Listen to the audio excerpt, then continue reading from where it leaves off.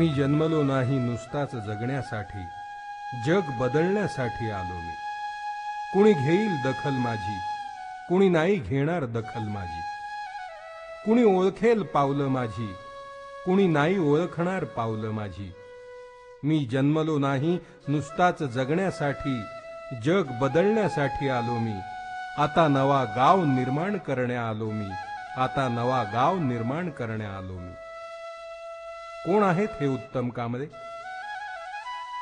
सकाळ वृत्त समूहाचे मुख्य संपादक, समाज परिवर्तनाच्या चळवळीतील कार्यकर्ता, अभ्यासक आणि साहित्यिक.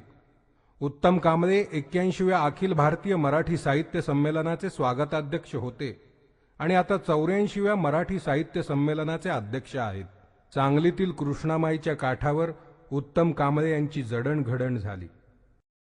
सांगली आणि मिरजेच्या सीमेवरचं शिरगुप्पी हे त्यांचं गाव, तर कोल्हापूर जिल्ह्यातील टाकळेवाडी हे त्यांचं जन्मगाव आणि आजोळ. त्यांचे चुलत आजोबा दानप्पा हे देवाला सोडलेला जोगता म्हणून लुगडं चोळी नेसून फिरले.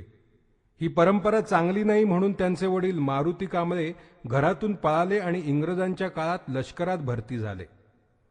इकडे आजोळी आईच्या वडिलांनी स्वतःहूनच बलुतेदारी बंद केली होती. समाजाशी परिस्थितीशी लढण्याचं बाळकडू उत्तम कांबळेंना घरातूनच मिळालं होतं. 7 पिढ्या शाळेची पायरी न चढलेल्या घरातला हा मुलगा आईला म्हणतो,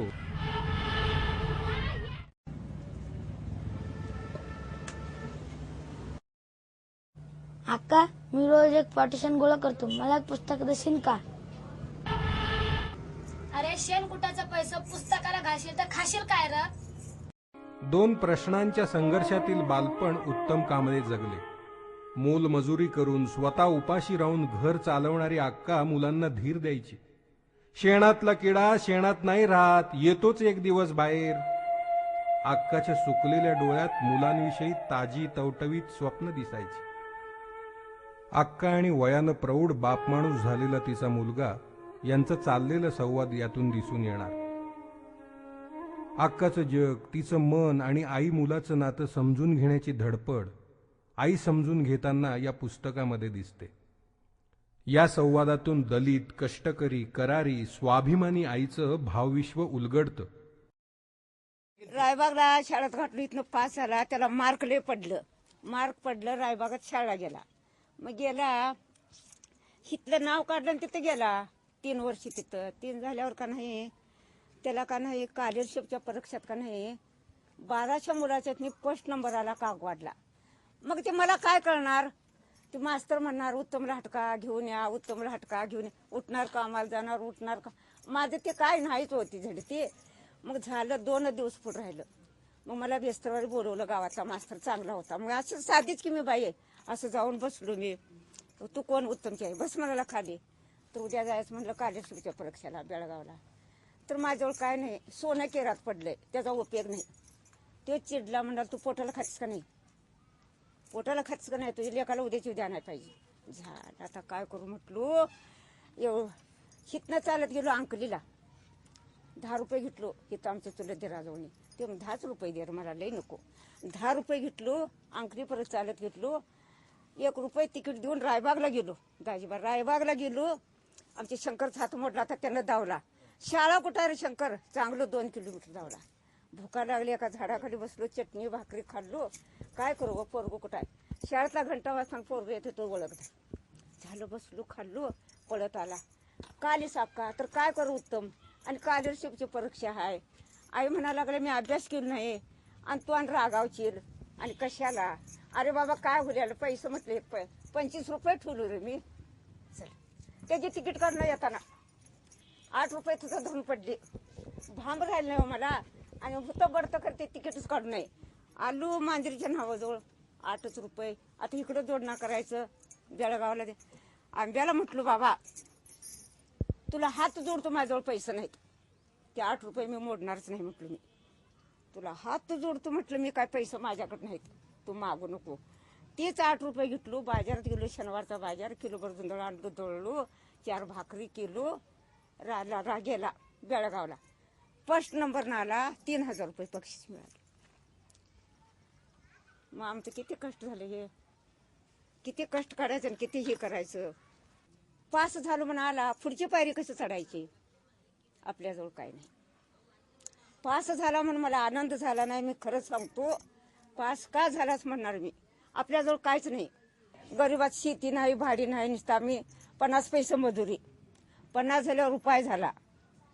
मालक 18 वर्ष मिलिटरीत गेलं, 2000 रुपये आणलं, 50 रुपये पेन्शन. मग किती कष्ट करणार मी. कष्टाचं फळ बघा मला मिळलं, त्याचं का नाही डोक्याचा भाग, बाकी काही नाही. त्याच्यामुळं मला पदवी मिळाली. पदवी मिळाली त्याच्यामुळं मला, नाही तर मला बसा खुर्ची कुठली मिळली असते. विती एवढेसे पोट केवढा बोभाटा तयाचा, असा जळणाऱ्या भुकेचा अनुभव उत्तम कांबळे यांनी बालपणी आणि शिकताना घेतला. शिरगुप्पीतून टाकळेवाडी, तिथून रायबाग, रायबागेतून कोल्हापूर, सांगली, पुन्हा कोल्हापूर अशी शिकण्यासाठी आणि पोटासाठी भटकंती करताना जे विदारक अनुभव आले, त्यातून उत्तम कांबळेंना जगण्याचं बळ मिळालं. शिक्षणाच्या आणि पोटातील भुकेच्या कावळ्यांना शांत करण्यासाठी त्यांची धडपड त्यांना स्मशानात घेऊन गेली. मयताच्या नैवेद्यातून स्वतःची भूक भागवावी लागल्यानंच कदाचित या साहित्यिकाची लिखाणाची भूक अजूनही कायम आहे. सांगलीमधील शांतिनिकेतन महाविद्यालयात कमवा आणि शिका या योजनेअंतर्गत कष्टाची कामे करत त्यांनी शिक्षण घेतले. याच काळात R.R. पाटील या मित्राची निर्मळ मैत्री उत्तम कांबळेंना मिळाली. शांतिनिकेतन लोकविद्यापीठानं शालेय शिक्षणाच्या क्षेत्रात काम करायचं ठरवल्यानंतर जी आमची अपेक्षा होती आणि जे हेतू आम्ही मनात ठेवले होते, त्याचं मूल्यमापन जर आज करायचं झालं तर मूल्यमापन करण्याची कसोटी ही उत्तमराव कांबळे यांच्यासारखी जी व्यक्तिमत्व इथं घडली त्याच्यावरून करणं अत्यंत आवश्यक आहे. सांगलीपेक्षा कोल्हापूर मोठं शहर, तिथं खासगी नोकरी तर मिळते आणि तिथं शिक्षणही चांगलं मिळतं, असा विचार करून उत्तम कांबळे कोल्हापूरच्या गोखले कॉलेजमध्ये दाखल झाले. तिथं राज्यशास्त्र विषय घेऊन BA ची पदवी घेतली. पुढे कोल्हापूरच्या शहाजी लॉ कॉलेजमध्ये प्रवेश घेतला. पण नोकरीची तीव्र गरज असल्यामुळे नोकरीच्या शोधासाठी वणवण सुरू झाली. कोणतंही काम आणि त्यासाठी कष्ट उपसायची तयारी, एवढाच विचार तेव्हा केला होता.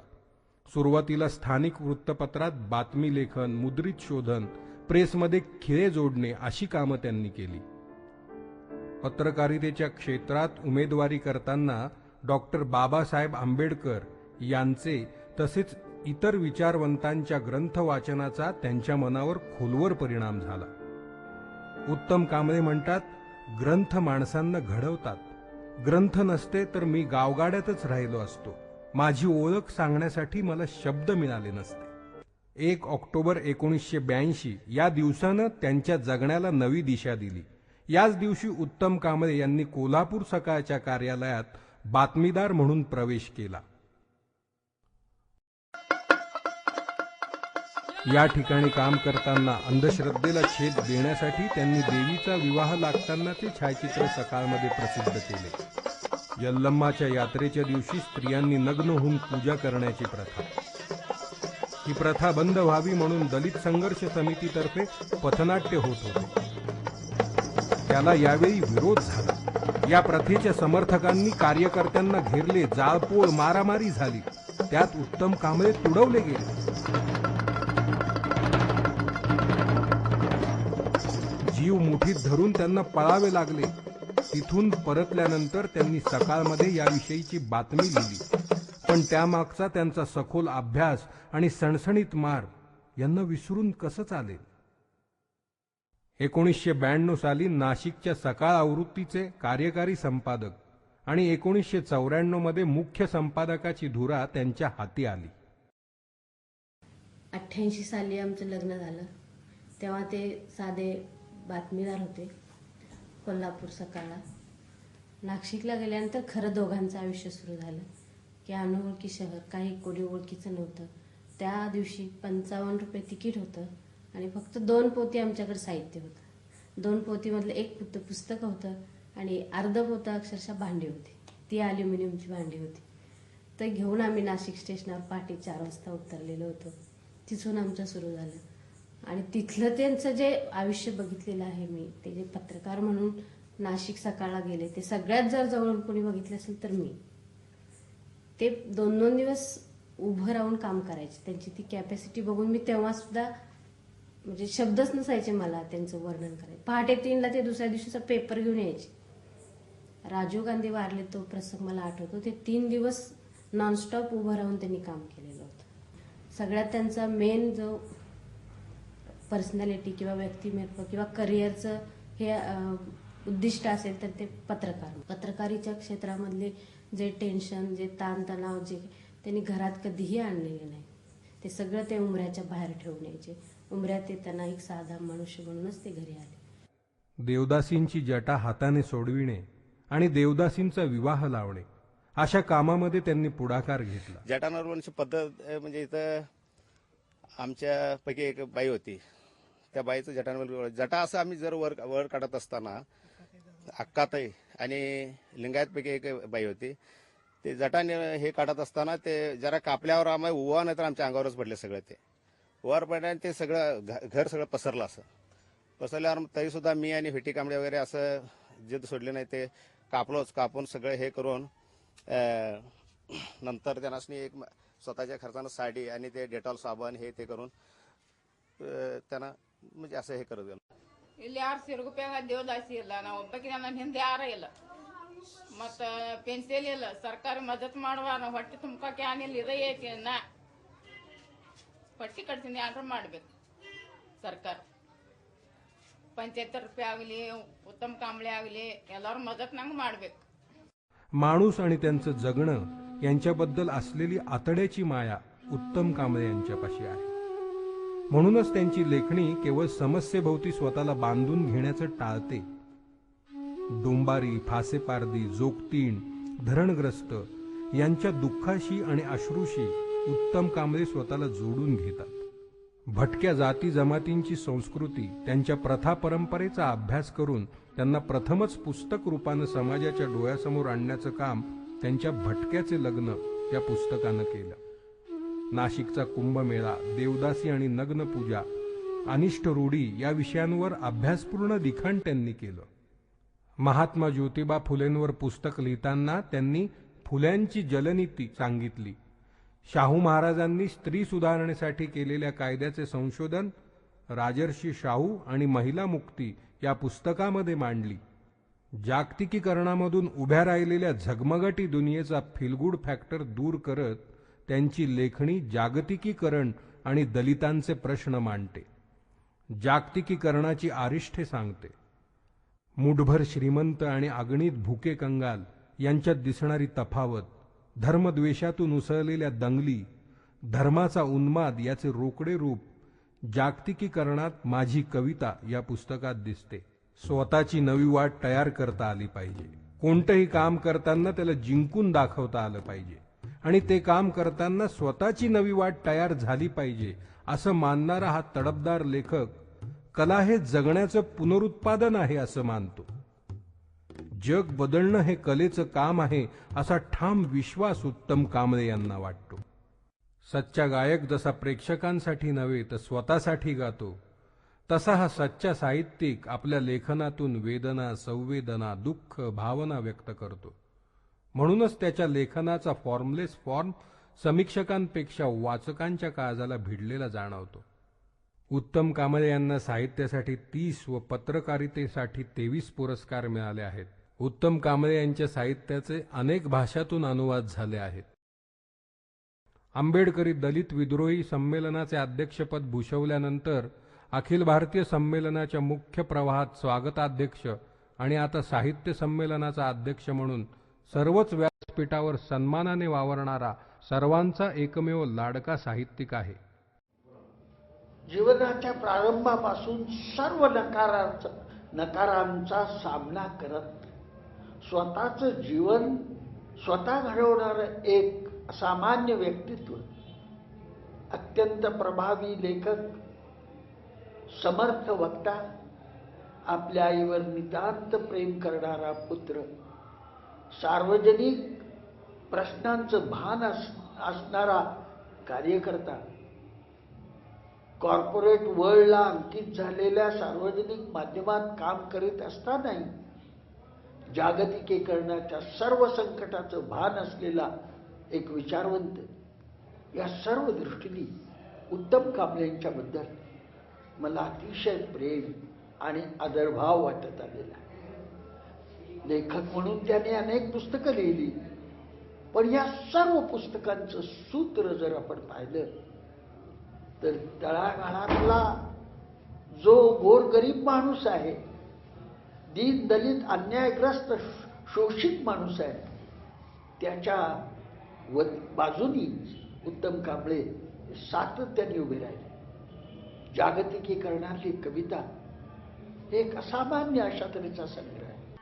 उत्तम कांबळेंच्या आगामी 5व्या बोटावरचं या कविता संग्रहामध्ये ताओ तत्वज्ञानाचं निरूपण करणारी कविता प्रथमच मराठी भाषेत येत आहे. रस्त्यावरचे अपघात टाळण्यासाठी काय करतोस तू? झाड होण्याचा प्रयत्न करतोय. स्मशानातील नीरव शांतता, तिथल्या धगधगणाऱ्या या चिता पाहताना या लेखकाला कसली तरी ऊर्जा मिळते. जगणं आणि मरणं यातलं अंतर कळतं. चितेपाशी घडणारे स्वार्थी मानवी व्यवहार, जळत्या चितेला बोल लावणारा माणूस, कुजलेली बेवारशी प्रेतं उचलणारा माणूस त्यांच्या साहित्यामध्ये दिसतो. कुत्रे, कावळे, कावळ्यांचं घरटं, गाढव असं प्राण्यांचं जग आणि त्यांच्या आत्मीयतेशी जोडलेलं माणसांचं जग उत्तम कांबळेंना जाणवतं. भाकरीची भूक भागवण्यासाठी प्रचंड लढाई करणारा त्यांचा अस्वस्थ नायक म्हणतो, माणूस लढला नाही तर तो खलास होईल, डायनोसॉर होईल त्याचा. मुठीतला आदर्श मी भाकरीसाठी फेकून देणार नाही. जगण्यासाठी रोज लढणारी, रक्तबंबाळ चिवटपणे जगणारी, तरीही माणुसकी जागी ठेवणारी असंख्य माणसं उत्तम कांबळेंच्या साहित्यात दिसतात, पदोपदी भेटतात. अश्रू जपून ठेवा, उद्या समयतील तेलही करेल कदाचित बंड. देवघरही बुडून जाईल अंधारात, सूर्यही काळवंडेल जेव्हा, तरीही गळून पडतील तेव्हा. अश्रू जपून ठेवा, अश्रू जपून ठेवा.